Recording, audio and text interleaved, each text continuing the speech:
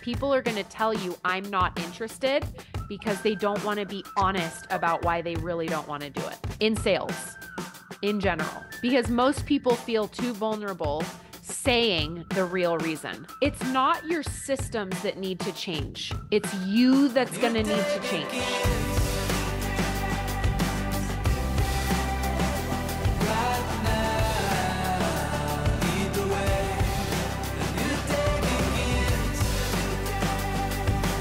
The way that I would handle this is I would send a message privately to some of those people and say, hey, I feel like I'm harping on you a little bit. And I've kind of felt this energy. I'm sure you felt it too, of like me saying go work and you saying I don't have enough time.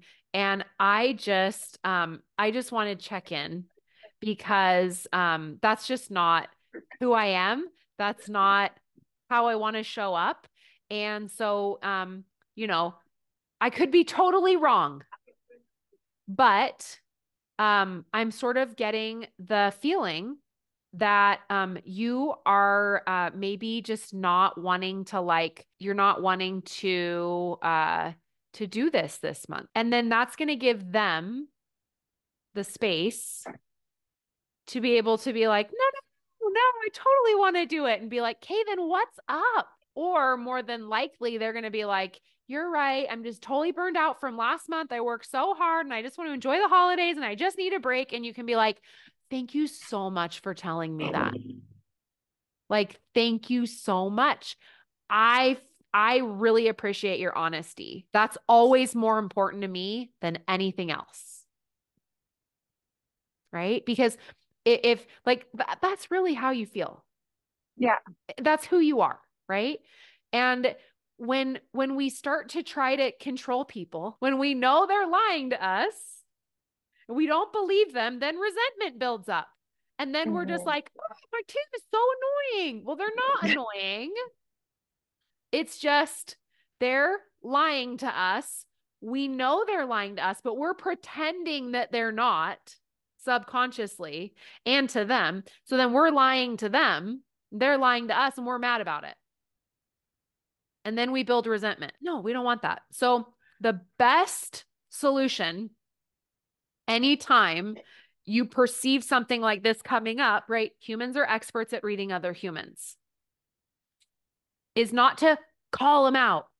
I see what you're doing. You're such a liar. No, I would not recommend that. 10 out of 10. It's come from love, right? Hey, just want to check in with you because I'm sensing that you don't want to do this month. And I could be totally wrong here, but I just want to check in with you and see if that's the case. And then again, then they can lie again. And you could be like, okay, then why are you not doing this? And they may lie again, excuse again. And that's okay. If that's how they want to handle it, then you just be honest with yourself and take that message of this person. Remember what Rich said on the team call Tuesday last week, where he said, people are going to tell you I'm not interested because they don't want to be honest about why they really don't want to do it in sales in general. Because most people feel too vulnerable saying the real reason. Not everyone is as comfortable with themselves as you and I, is what I'm saying. I want you to imagine that you're in the hospital and a new nurse has been hired. Okay.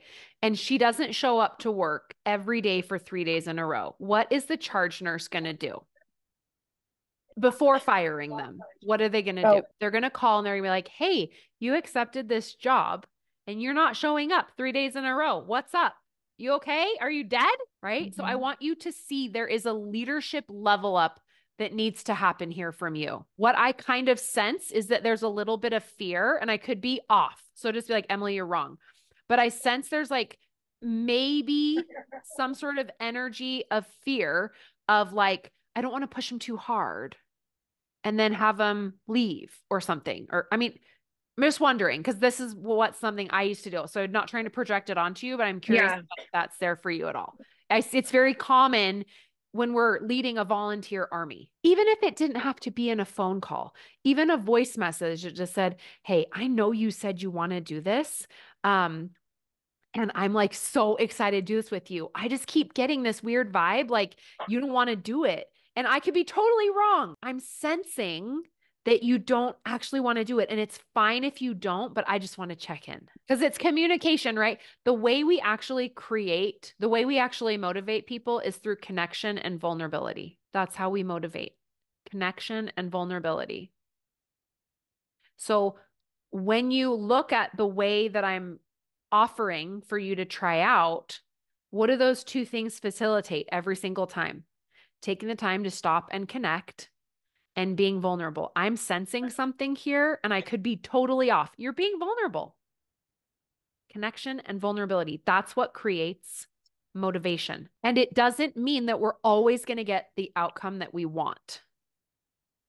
In fact, we might scoot people out the door a little bit sooner, which might feel more catastrophic in the moment, but it's actually so much better because how often have we just strung people along to find out 6 months down the road, we've poured all this energy, all these hours trying to get someone to just do all these things.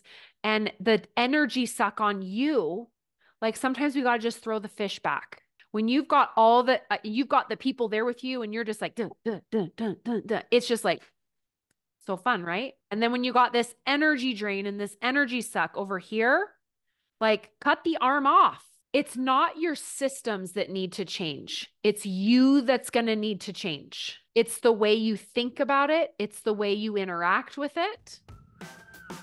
It's not the systems that need to change. Your systems are perfect. Now it's getting the right people doing those systems with you.